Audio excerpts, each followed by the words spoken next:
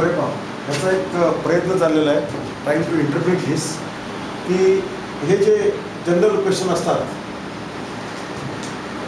कुणाचे प्रत्येकाच्या मनामध्ये, की हे सगळं काय आहे बुवा, विश्व कुठून आलं, विश्व कुठून आलं, काय झालं बाबा, हे सगळं आलं कुठं, सगळं कुठं जाणार आपण, माझा जन्म म्हणजे काय, मृत्यू म्हणजे काय, आत्मा आहे का, शरीर म्हणजे काय, पुनर्जन्म म्हणजे काय, हे असे अनेक अनेक प्रश्न प्रत्येकाला पडलेले आहेत. की शरीर शरीर नश्वर आहे का, त्याचं पुढं काय होतं, हे दीज आर क्वेश्चन्स बरं का. I am not giving answers, म्हणजे मी याला काही उत्तरं देत नाही. तर हे सगळे जे प्रश्न आहेत आपले, सगळ्यांना पडलेले प्रश्न, अगदी लहानपणापासून मोठेपणापर्यंत मरेपर्यंत हे प्रश्नाची उत्तरं लोकांना मिळत नाही. तर किंवा मागं असतात लोक, लहानपणापासून बाबा मी कुठून आलो, हे काय आपण विचारतो, त्यांनाही माहीत नसतं. तर हे कुठं सुरू झालं, त्यांनी सुख दुःख म्हणजे काय, कसं, आणि सगळ्यात महत्त्वाचा प्रश्न काय, स्वप्नील, सगळी दुःख मलाच का, काय, हा सगळ्यात प्रत्येक मोठ्या माणसांना काय, माझ्याच नशिबी सगळं का आलं हे असं पण म्हणतात सगळेजण. मी एवढं हे सगळं करतो सगळ्यांचं, तरी मलाच त्रास सगळ्यांचा होतो किंवा असं. मग आता हे सगळं कशामुळे झालं बाबा, काय झालं.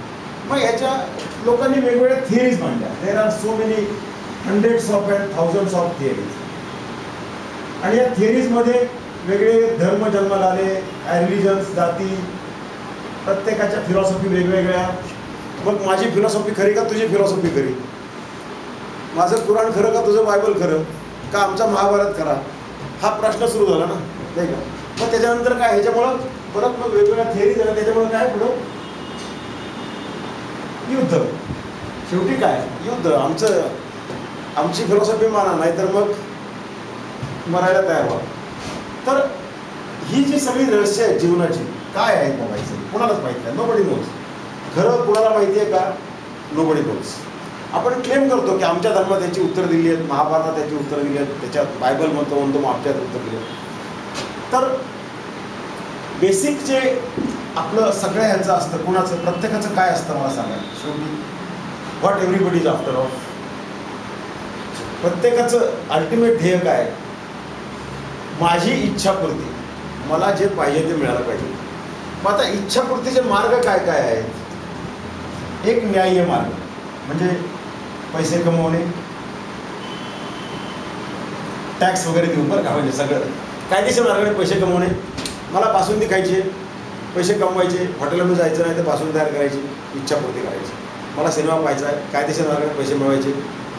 हा काय बेकायदेशीर मार्ग, जे जवळजवळ 99.99% लोक करतात. अन्याय करा म्हणजे बलात्कार, त्याच्यानंतर रॉबिंग, दरोडेखोर, चोरी, खोटं बोलणे, कुठून तरी पैसे कमवायचे आणि इच्छापूर्ती करायची. किडनॅपिंग कर, काय वाटेल ते कर, पण मला माझं हे झालं पाहिजे बाबा. हा मार्ग, दुसरा मार्ग. हे दोन राजमार्ग. तिसरा अंडरस्टँडिंगचा मार्ग. अंडरस्टँडिंग म्हणजे foolishness of understanding, foolishness of the desire. म्हणजे आता मला एक जगातली सगळ्यात चांगली कार पाहिजे, ही माझी इच्छा. मग जन्मभर मी त्यासाठी मरणार आणि कुठेतरी म्हातारपणी ती कार घेणार आणि मग ते श्रमसाफल्य नावाचं बंगल्याचं नाव द्यायचं आणि आमचं श्रमसाफल्य झालं. फुलिशनेस म्हणजे गरज आहे का त्या कारची, गरज ठीक आहे बा, एक पाहिली कार, आपण आता पाहिली कार, आवडली कार घ्यायला गरज आहे का, आहे ना आता माझ्याकडं चांगलं घर आहे, चांगली कार आहे, ठीक आहे, इट्स ऑल राईट, पाहिली चांगली कार आहे. म्हणजे ज्ञानाचा मार्ग, अंडरस्टँडिंग. काय गरज, अगदी भाजी भाकरी खायला मिळतंय ना, अगदी बासुंदी आत्ताच खायला मिळायला पाहिजे, त्यासाठी जाऊन खून करायला पाहिजे का त्यासाठी रक्त सांडायला पाहिजे केवढं नाही, काय त्यासाठी घाम मिळायला पाहिजे का, बसलो एका ठिकाणी शांतपणे. आणि हा जो सगळ्यात जो मार्ग आहे तो ना धड बेकायदेशीर आहे ना कायदेशीर आहे, त्याच्याविरुद्ध कोणाला काय करता येत नाही. इथं तरी तुम्ही ॲक्शन घेऊ शकता. समाज काय करतो, शिक्षा करतो. म्हणजे समजा तुम्ही चोरी केली तर तेवढ्यापुरतं तुम्हाला समाधान मिळेल, पण समाज शिक्षा करतो. आता ज्याला शिक्षा नाही आहे, हा मार्ग म्हणजे परकाया प्रवेश. आता हा थॉट एक्सपेरिमेंट का, हे खरं आहे का नाही माहिती नाही आपल्याला. म्हणजे कसं की मला इच्छा झाली बासुंदी खायची, मग बासुंदीच्या दुकानात, बासुंदीच्या मला मिठाच्या दुकानात कोणीतरी बासुंदी खायला म्हणून बसला आहे आणि तो बासुंदी खातोय, तर माझा शरीर, माझा आत्मा सोडायचा, आत्मा बाहेर पडणार, तो त्याच्या शरीरात प्रवेश करणार आणि बासुंदीचा आनंद घेणार आणि परत माझ्या शरीरात येणार. तर हा जो एक्सपेरिमेंट आहे ना, हा एक्सपेरिमेंट हा म्हणजे महाभारतात करणारा.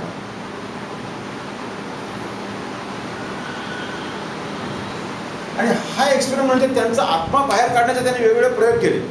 शरीराला जाळायचं किंवा शरीराला गरम करायचं किंवा काय जे काही त्यांच्या मनात येईल त्यावेळेला. आणि तो जो एक्सपेरिमेंट आहे ना, तो म्हणजे जुगार खेळला गेला. आणि जुगारात कोणाला कोण लावली गेली माहिती आहे आपल्याला? कोण लावली गेली जगारात? द्रौपदी. म्हणजे काय? द्रौपदी म्हणजे आमच्या ह्याच्याप्रमाणे, आमच्या थेरीप्रमाणे द्रौपदी म्हणजे बुद्धी.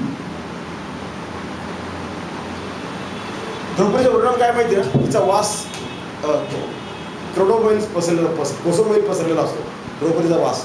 आणि तिचं तेज असतं की इतकं तेज असतं की कोणाला तिच्याकडे बघत सुद्धा नाही, अशी ती द्रौपदी. म्हणजे बुद्धिमान माणूस. बुद्धिमान माणसाला एक चेहऱ्यावर तेज असतं आणि त्याची कीर्ती प्रसरलेली आहे. तुम्ही द्रौपदीचं वर्णन वाचा महाभारतामध्ये, एखादं मराठी पुस्तक घ्या, छोटं वाचा. द्रौपदीचं वर्णन म्हणजे द्रौपदी म्हणजे बुद्धी. तर ती बुद्धीपणाला लागते. आणि दुःशासन, मी तुम्हाला ही मुद्दाम स्टोरी सांगतोय, this is related to our study also. हे आपल्या स्टडीजला रिलेटेड आहे.